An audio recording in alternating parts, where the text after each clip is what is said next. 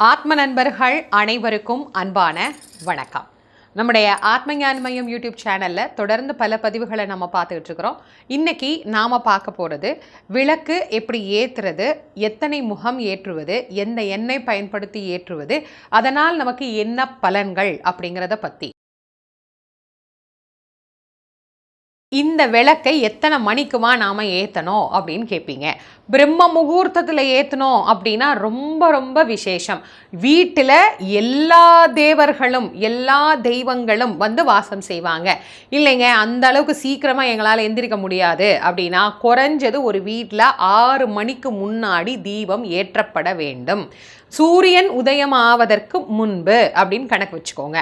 கண்டிப்பாக அதுக்குள்ளே ஒரு வீட்டில் தீபம் ஏற்றிடணும். அதுக்கு மேலே எங்களுக்கு சோம்பேறித்தனமாக இருக்குது, எந்திரிக்க முடியல அப்படின்னா கொஞ்சம் முயற்சி பண்ணுங்கள். இதுதான் விசேஷம். அதுக்கப்புறம் மாலையில் சூரியன் அஸ்தமனம் ஆனதற்கு பிறகு, அதாவது 6 மணிக்கு அப்புறம், 6:01, 6:02, 6:05 அப்படின்னா 6 மணி 5 நிமிஷத்துக்குள்ளே நாம் வந்து மாலை தீபத்தை நாம் வந்து ஏற்றிடணும். இல்லைங்க நாங்கள் இன்னைக்கு கொஞ்சம் அவசரம், வெளியே போகிறோம், ஒரு 5:30க்கு ஏற்றலாமா அப்படின்னா ஏற்றிக்கலாம், ஒன்றும் தவறு கிடையாது. அதனால் மாலை காலை 2 வேளையும் நாம் விளக்கு ஏற்றணும். எத்தனை விளக்கு பயன்படுத்தலாம் அப்படின்னா இத்தனை முகங்கள் ஏற்றினால் இன்னென்ன பலன்கள் அப்படின்னு நமக்கு ஒன்று உண்டு இல்லையா? அது என்னன்னு பார்த்துட்டு வருவோம். அதுக்கப்புறமா எத்தனை முகம் தேவைங்கிறத நாம் தீர்மானம் பண்ணிக்கலாம். ஒரு முகம் ஏற்றுகிற போது அது நற்பலன்களை மத்தியமமாக நமக்கு தரும். 2 முகம் குடும்பத்தில் ஒற்றுமையை நமக்கு ஏற்படுத்தும். 3 முகம் குழந்தைகள், புத்திரர்கள், பேரன்கள், இப்படி புத்திர சம்பந்தப்பட்ட இன்பங்களை பெற்றுத்தரும். 4 முகம் மாடு, மனை, வீடு, வாசல் என்று அஷ்டலட்சுமிகளின் அருளோடு நமக்கு செல்வ நலனை சேர்த்து தரும். 5 வீட்டில் செல்வம் எப்போதும் செழித்து கொண்டே இருக்கும். இப்போ ஒவ்வொரு முகத்திற்கும் என்ன பலன் அப்படின்னு நம்ம பார்த்தோம் இல்லையா? இப்போ நிறைய பேருக்கு ஒரு கேள்வி இருக்கும், எப்போதும் செல்வம் இருந்து வீட்டில் மகாலட்சுமி அருள் இருக்கணும்னா 5 முகம் தானமாக சொல்கிறாங்க அப்படின்னா அதுக்கு தான் இந்த காலத்தில் குத்து விளக்கு அப்படிங்கிறத நமக்கு கொடுத்தாங்க. இப்போ நம்ம என்ன பண்ணுறோம், 2-3 விளக்கு வச்சுருக்கிறோமே, அப்போ ஒரு குத்து விளக்கில் 5 முகம் ஏற்றினாலும் அந்த கணக்கு தானா, இல்லை தனித்தனியாக 5 விளக்கில் ஒரு முகமாக ஏற்றினாலும் அந்த பலன் தானா அப்படிங்கிற ஒரு சந்தேகம் வருது இல்லையா? கண்டிப்பாக அதுக்கு நான் இப்போ விளக்கம் சொல்கிறேன். நீங்கள் ஒரு குத்து விளக்கு மட்டும் தனியாக ஏற்ற முடியாது, 2 குத்து விளக்காக தான் நாம் ஏற்றணும். அப்போனா அது 5 10 தீபங்களாக நமக்கு மாறும். அப்படி வைக்கிறதுல தவறு கிடையாது. இல்லைங்க நாங்கள் காமாட்சி விளக்கு பயன்படுத்துகிறோம், மண் விளக்கு வச்சுருக்கிறோம், சின்ன சின்ன விளக்கெல்லாம் நாங்கள் வச்சுருக்கிறோம், இதெல்லாம் நாங்கள் கணக்கில் சேர்க்கணுமானா சேர்த்து தான் ஆகணும். எரிகின்ற தீபங்கள் அனைத்துமே கணக்கில் சேர்க்கப்பட்டது தான். அப்போ நீங்கள் என்ன பண்ணலாம், 5 விளக்கும் வச்சு ஒன்னொன்று விளக்கும் ஒவ்வொரு திரி போட்டு அதை அழகாக ஒன்னொன்று விளக்காக வந்து நாம் கணக்கில் எடுத்துக்கலாம். இப்போ மண் விளக்கில் ஒரு திரி அது 1, வெள்ளி விளக்கில் ஒரு திரி அது 2, அதுக்கப்புறமா இந்த மாதிரி நாம் எந்த தெய்வத்தை வழிபடுறோமோ அப்போ ஒரு விளக்கு ஏற்றுறோம்ல. இப்போ வாராகிக்கு ஒரு விளக்குன்னு வச்சுக்கோங்களேன், அது ஒரு திரி, அப்போ அது வந்து 3.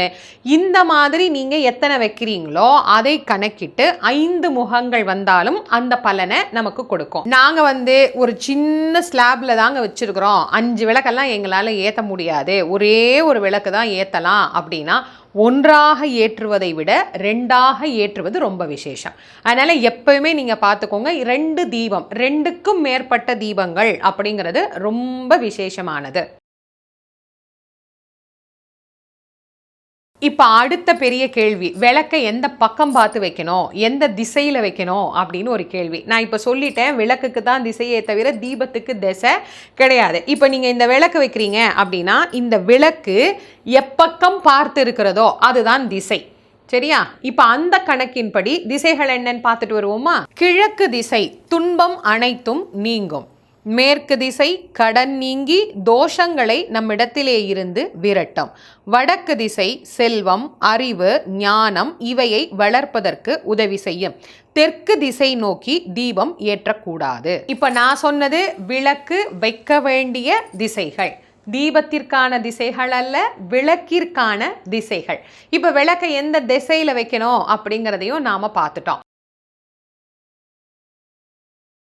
நாம் இதில் என்னங்க திரி போடுறது அப்படின்னு பொதுவாக பஞ்சு திரி அப்படிங்கிறது எல்லா சகல நன்மைகளையும் நமக்கு தரக்கூடியது. விசேஷமாக சில பிரார்த்தனைகள் இருக்கு அப்படின்னா அதற்கு விசேஷமாக சில திரிகளை நாம பயன்படுத்தலாம். என்னென்ன திரிகள், என்னென்ன பலன்கள் அப்படின்னு பார்ப்போமா? பஞ்சு திரி குடும்ப ஒற்றுமையை ஏற்படுத்தி மங்களத்தை அந்த இடத்தில் உண்டாக்கும். வெள்ளை திரி, இந்த வெள்ளை திரி எல்லா வகையான நற்பலன்களையும் தரும பலன்களையும் பெற்றுத்தரும். மஞ்சள் திரி அம்பாளின் கருணையோடு மன தைரியத்தையும் சேர்த்து தரக்கூடியது. சிவப்பு திரி நாள்பட்ட தடைப்பட்ட திருமணங்கள் நடப்பதற்கும் செவ்வாய் தோஷம் நீங்குவதற்கும் முருகப்பெருமானுடைய அருளை பெற்று தருவதற்கும் குழந்தை பேறு கிடைப்பதற்கும் உதவி செய்யும். வாழை தண்டு திரி புத்திர பாக்கியத்தை உண்டாக்கும், தெய்வ குற்றத்தை நீக்கும், முன்னோர்களினுடைய சாபங்கள் நீங்குவதற்கும் நமக்கு துணை செய்யும், தீய சக்திகளை நம்மிடத்தில் அண்டாது பாதுகாக்கும். தாமரை தண்டு திரி செல்வ வளத்தை பெருக்குவதோடு மட்டும் இல்லாது முன்ஜென்ம வினைகளையும் பாவங்களையும் நீக்கி நன்மைகளை நமக்கு பெற்றுத்தரும். இப்போ இந்த திரியை பற்றி நீங்கள் சொல்லும் போது அதில் வெள்ளை திரி, மஞ்சள் திரி இதெல்லாம் சொன்னீங்களேமா அப்படின்னா, வெள்ளை நிறத்தில் இருக்கக்கூடிய ஒரு துணி எடுத்து அதை நல்லா பன்னீரில் நனைச்சி, தண்ணியில் பன்னீரில் நனைச்சி அதை காய வச்சு அதை திரி வடிவத்தில் நாம் கட் பண்ணிக்கிட்டு அதில் நாம் விளக்கேற்றுறது அப்படிங்கிறது தான் அந்த வெள்ளை திரி. அதுக்கப்புறமா மஞ்சள் துணியும் அதே மாதிரி தான், சிவப்பு துணியும் அதே மாதிரி தான், அதையெல்லாம் பன்னீரில் நனைச்சி காய வச்சுட்டு அதுக்கப்புறமா அதிலிருந்து நூல் எடுத்தும் ஏற்றலாம், இல்லைனா அதை நம்ம கட் பண்ணியும் நாம் அதை ஏற்றலாம். இப்படி பயன்படுத்துகிறோம் அப்படின்னா அது சிவப்பு திரி. மஞ்சள் திரி இப்போல்லாம் கடைகளில் பார்த்தீங்கன்னா சுலபமாக உங்களுக்கு இந்த மாதிரி நிறங்கள்லேயே நமக்கு கிடைக்குது. அதையும் அந்த வேண்டுதல் இருக்கிறவங்க அதை நாம் ஏற்றிக்கலாம். இல்லைங்க பொதுவாக வீட்டில் என்ன போடலாம் அப்படின்னா என்ன கேட்டால் பஞ்சு திரியே போதும். சாதாரணமான பஞ்சு திரி அல்லது நூல் திரி அதை போட்டு நம்ம விளக்கேற்றினாலே போதும். இந்த விளக்கேற்றுறோம் இல்லையா, இந்த விளக்குக்கு ஏதாவது பலன் இருக்கா? மண்ணில் வச்சா ஒரு பலன், இல்லைனா தங்க வரைக்கும்லாம் கூட விளக்கு வச்சுருக்கிறாங்களே, தங்க விளக்கெல்லாம் ஏற்றலாமா? இந்த மாதிரி ஒவ்வொரு விளக்குக்கும் தனித்துவமான பலன் ஏதாவது இருக்கா அப்படின்னா கண்டிப்பாக இருக்குது. அதனுடைய பலனையும் நாம் தெரிஞ்சுக்கலாம். மண் விளக்கு ஒரு வீட்டிற்கு சகல விதமான நன்மைகளையும் பெற்றுத்தரும். வெங்கல விளக்கு தோஷத்தை போக்கி ஆரோக்கியத்தை மேம்படுத்தும். செம்பு விளக்கு மனதில் அமைதியையும் வீட்டில் அமைதியான சூழலையும் ஏற்படுத்தும். பித்தளை விளக்கு குடும்பத்தை ஒற்றுமையோடு நடத்தி செல்ல துணை செய்யும். வெள்ளி விளக்கு வீட்டிலும் மனதிலும் அமைதியை ஏற்படுத்தி மகாலட்சுமியினுடைய அருளை நிறைவாக பெற்றுத்தரும். தங்க விளக்கு ஆயுளை நீட்டித்து தரும். பஞ்சலோக விளக்கு தேவ வசியத்தை உண்டாக்கும். இரும்பில் செய்யப்பட்ட விளக்கு சனி பகவானால் ஏற்படக்கூடிய பிரச்சனைகளிலிருந்து நம்மை காக்கும். இந்த விளக்கு பராமரிப்பில் எண்ணெய் அப்படிங்கிறது ஒரு பெரிய விஷயம். எந்த எண்ணெய்ங்க ஊற்றலாம் அப்படின்னு, பஞ்சக்கூட்டு எண்ணெய் 5 எண்ணெய் சேர்த்து ஊற்றலாமா? தாராளமாக ஊற்றலாம். நெய் ரொம்ப விசேஷமானது, அதுக்கு எந்த தோஷமும் கிடையாது. நல்லெண்ணெய் எல்லா எண்ணெயுமே நாம் ஊற்றலாம். எண்ணெயினுடைய பலன்கள் என்ன அப்படிங்கிறதையும் பார்த்துடலாம். நெய் செல்வ வளத்தை பெருக்கும், நினைத்த காரியத்தை நிறைவேற்றி தரும். நல்லெண்ணெய் ஆரோக்கியத்தை மேம்படுத்தும். விளக்கெண்ணெய் புகழை உண்டாக்கும். தேங்காய் எண்ணெய் நமக்கு வசீகரத்தை பெற்றுத்தரும். இலுப்ப எண்ணெய் சகல காரியத்திலும் சித்தியையும் கடன் பிரச்சனையை தீர்த்தும் வைக்கும். வேப்ப எண்ணெய் கணவன் மனைவி ஒற்றுமை மேலோங்கும்.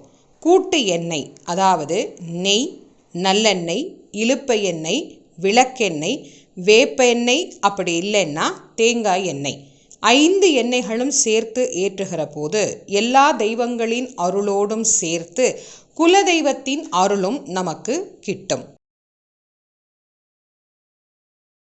ஊற்றக்கூடாததுன்னு ஏதாவது இருக்குதாமா அப்படின்னா கண்டிப்பாக இருக்குது. கடல் எண்ணெய் பயன்படுத்தக்கூடாது. ரீஃபைண்ட் ஆயில், சன்ஃப்ளவர் ஆயில் சொல்கிறோம் இல்லையா, அதை பயன்படுத்தக்கூடாது. சுட்ட எண்ணெயை திரும்ப பயன்படுத்தக்கூடாது.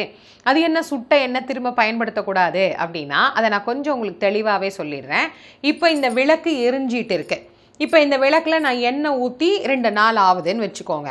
இதை எத்தனை நாள் நாம் எரிய வைக்கலாம்னா எண்ணெய் இருக்கிற வரைக்கும் நாம் இந்த விளக்கை எரிய வைக்கலாம். இப்போ உதாரணத்துக்கு பாருங்கள், எங்கள் வீட்டில் வெள்ளிக்கிழமையில் புதுசாக நாங்கள் எண்ணெய் ஊற்றி திரி போட்டு விளக்கேற்றுற வழக்கம் வச்சுருக்குறோம் அப்படின்னா வியாழக்கிழமை அன்னைக்கு இந்த விளக்கெல்லாம் நம்ம சுத்தம் பண்ணுவோம் இல்லையா. பொதுவாக விளக்கை எப்போ சுத்தம் பண்ணலாம்னா வெள்ளி செவ்வாய் தவிர மற்ற நாட்களில் சுத்தம் பண்ணலாம். இப்போ எங்கள் வீட்டில் வியாழக்கிழமை சுத்தம் பண்ணுற வழக்கம் இருக்குது. அப்போ நாங்கள் என்ன பண்ணுவோம், இந்த விளக்கு எடுக்கும்போது இந்த ஒரு வாரத்துக்கு எவ்வளவு எரியும்னு நமக்கு ஒரு கணக்கு தெரியும்ல, அவ்வளவு எண்ணெய் தான் அதில் ஊற்றுவோம்.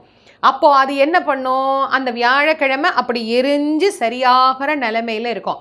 எப்படியும் கொஞ்சம் எண்ணெய் தங்கும். அந்த கொஞ்சம் எண்ணெயை நாம் கீழே தான் ஊற்றணுமே தவிர மீண்டும் அதை ஒரு பாத்திரத்தில் எடுத்து வச்சு மறுபடி விளக்க புதுசாக விளக்கிட்டு அதுக்கப்புறம் இந்த எண்ணெயை நாம் அதில் ஊற்றலாமான்னா ஊற்றக்கூடாது.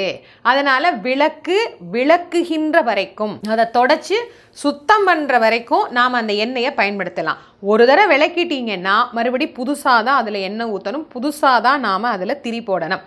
இப்போ ஒரு வாரம் எரியுது இல்லை, இப்போ இன்றைக்கி விளக்கேற்றிட்டேன், நாளை காலையில் நான் விளக்கேற்றும் போது இந்த திரி கொஞ்சம் முனையில் கருகி தான் இருக்கும். அப்போ புது திரி போடணுமான்னு கேட்டால் தேவையில்லை. அப்போ என்ன பண்ணலாம், அந்த கருகுனதை கொஞ்சமாக நாம் எடுத்துட்டு உள்ள நல்ல வெள்ளையாக இருக்கும் இல்லையா, அந்த பகுதியை கொஞ்சம் மேலே தூக்கி வச்சுட்டு அதில் நாம் தீபம் ஏற்றிக்கலாம். ஆக திரியும் இப்படி தான் பயன்படுத்தணும், எண்ணெயும் இப்படி தான் பயன்படுத்தணும். அதே மாதிரி விளக்க தூண்டி விடுறதை கை வச்சு தூண்டி விடக்கூடாது. இந்த விளக்க தூண்டுறதுக்கு அப்படின்னு சொல்லி நாம் பூவினுடைய காம்பு பயன்படுத்திக்கலாம், இல்லைனா தீப்பெட்டி குச்சியும் பயன்படுத்திக்கலாம், இல்லைன்னா இந்த மாதிரி விளக்கு தூண்டுவதற்கு அப்படின்னு தூண்டு திரி அப்படின்னு இந்த ஸ்டிக்கு கிடைக்கும்.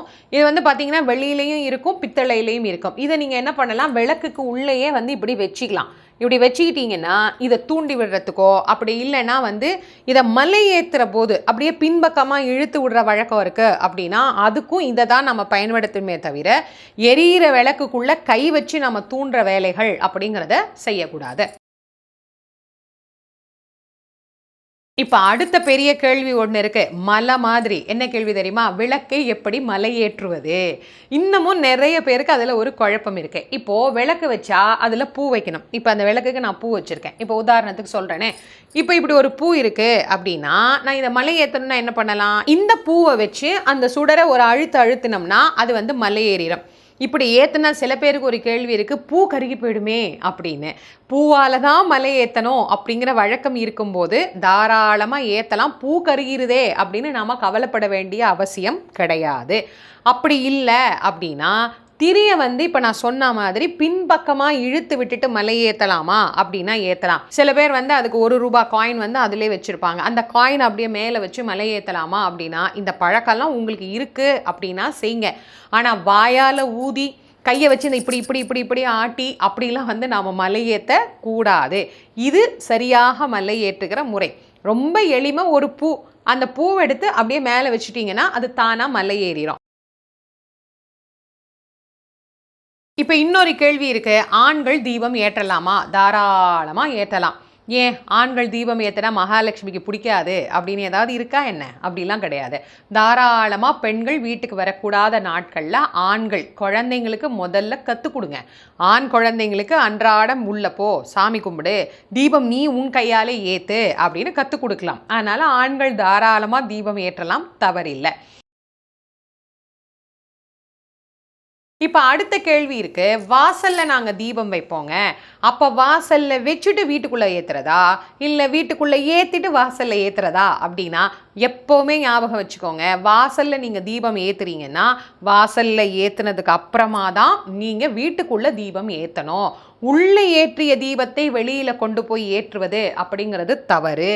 வெளியில் தீபம் ஏற்றி அந்த தீபத்தை எடுத்துக்கொண்டு வீட்டிற்குள் தீபம் ஏற்றுவது அப்படிங்கிறதா சரியான முறை. அதையும் நாம ஞாபகத்தில் வச்சுக்கணும். இப்போ நிறைய பேருக்கு இன்னொரு கேள்வி இருக்குது, நாங்கள் காலையில் விளக்கேற்றிட்டோங்க, எத்தனை மணி வரைக்கும் இந்த விளக்கு எரியணும், எவ்வளவு நேரம் இந்த விளக்கு எரியணும் அப்படிங்கிற இந்த கேள்விக்கு நிறைய பேருக்கு இது வரைக்கும் பதிலே தெரியலீங்க அப்படின்னு பல பேர் கேட்டிருக்கிறீங்க. விளக்கு குறைந்தபட்சம் ஒரு அரை மணி நேரமாவது எரியணும், ஒரு 30 நிமிஷமாவது அந்த விளக்கு எரியணும். அதுக்கப்புறமா நீங்கள் 4 மணி நேரம் 5 மணி நேரம் எரிய வைக்கிறது உங்களோட சௌகரியம். இல்லைங்க எரிஞ்சிக்கிட்டே இருக்கும், ராத்திரி தான் நாங்கள் தூங்கும்போது தான் அதை மலை ஏற்றுவோம், அப்படி செய்யலாமா அப்படின்னா தாராளமாக செய்யலாம். நான் சொன்னது குறைந்தபட்சம் அரை மணி நேரமாவது அந்த தீபத்தின் பிரகாசம் அப்படிங்கிறது கண்டிப்பாக அந்த இடத்துல இருக்கணும். இவ்வளவும் சொல்லியிருக்கிறேன். இருந்தாலும் சில பேருக்கு இன்னொரு பெரிய கேள்வி இருக்குது, வெள்ளி செவ்வாய் தான் விளக்கேற்றணுமா, இல்லை அப்படின்னா தினமுமே ஏற்றணுமா அப்படின்னா அன்றாடம் ஏற்றணும். அன்றாடம் காலை மாலை 2 வேளையும் பூஜை அறையில் விளக்கேற்றி இறைவனை வழிபடுகிற போது அந்த வீட்டில் அஷ்டலக்ஷ்மிகளும் வாசம் பண்ணுவாங்க. இப்போ இந்த விளக்கெல்லாம் பார்க்கும்போது சில பேருக்கு ஒரு கேள்வி இருக்கும், எங்கள் வீட்டில் விளக்கு கொஞ்சம் கருப்படிச்ச மாதிரி இருக்குதேம்மா, நீங்கள் நல்லா பளிச்சுன்னு இந்த விளக்கு வச்சுருக்கிறீங்களே அப்படின்னா, எப்போவுமே நான் சொல்லுவேன், ஒரு வீட்டில் விளக்கு வந்து பளிச்சுன்னு இருக்கணும். வீட்டில் விளக்கு கருப்படைந்து இருக்கக்கூடாது. அதனால் இந்த விளக்குகளை பராமரிக்கிறது ரொம்ப ரொம்ப முக்கியம். இது எல்லாமே நம்ம விளக்குறதுக்கு அந்த காலத்து முறை தான் அருமையான முறை. இன்னமும் நாங்கள் எங்கள் வீட்டில் அப்படி தான் கடைப்பிடிப்போம். புளி, எலுமிச்சம்பழம் அப்படியே நல்லா பளன்னு விளக்கி அப்படி தொடச்சி வச்சோம்னா அற்புதமாக இருக்கும். தங்கமா அப்படின்னு கேட்குற அளவுக்கு அது மின்னும். அதுக்கப்புறமா இப்போ நிறைய பவுடர்ஸ் எல்லாம் நிறைய வந்துருச்சு.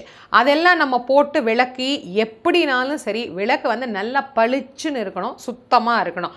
வெள்ளி விளக்கை விளக்குறதுக்கு கூட நிறைய பிரத்யோகமான சில பொடிகள்லாம் இருக்குது.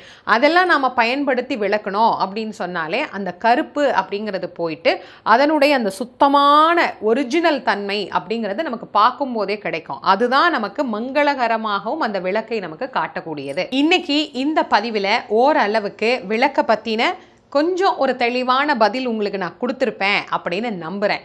ஏற்கனவே என்ன பயன்படுத்துறது, என்ன திரி பயன்படுத்துறது, எத்தனை முகங்கள் ஏற்றுறது அப்படின்னு ஒரு பதிவு நான் சுருக்கமாக கொடுத்துருந்தேன். அதனுடைய விரிவான ஒரு பகுதியாக இதை நீங்கள் எடுத்துக்கலாம். அதையும் பார்க்கணும் அப்படின்னு விருப்பப்பட்டீங்கன்னா கீழே டிஸ்கிரிப்ஷன் பாக்ஸில் அதோட லிங்க் உங்களுக்கு நான் கொடுக்குறேன். பல லட்சம் பேர் பார்த்து பயனடைந்த அந்த வீடியோவையும் நீங்கள் பார்க்கலாம். இந்த வீடியோவில் இத்தனை விளக்குகளையும் வச்சு என்ன மாதிரி இந்த விளக்குகளை நம்ம பராமரிக்கிறது, எப்படி இதை நாம் ஏற்றலாம், என்னென்ன விஷயங்கள் இதில் இருக்குது அப்படிங்கிறத இன்றைக்கி உங்களோட பகிர்ந்து கொண்டதில் எனக்கு ரொம்ப மகிழ்ச்சி. இது போன்ற பல நல்ல பதிவுகளை தொடர்ந்து நீங்கள் பார்ப்பதற்கு நம்முடைய ஆத்மஞான மையம் யூடியூப் சேனலை சப்ஸ்கிரைப் பண்ணிக்கோங்க. நண்பர்களோடும் உற்றார் உறவினர்களோடும் இந்த மாதிரி நல்ல பதிவுகளை ஷேர் பண்ணுங்க. மீண்டும் மற்றும் ஒரு சிறப்பான பதிவில் உங்கள் அனைவரையும் சந்திக்கும் வரை உங்கள் அனைவருக்கும் நன்றியும் வணக்கமும் கூறி விடைபெறுவது திருமுருக வள்ளல் வாரியார் சுவாமிகளின் மாணவி தேசமங்கே.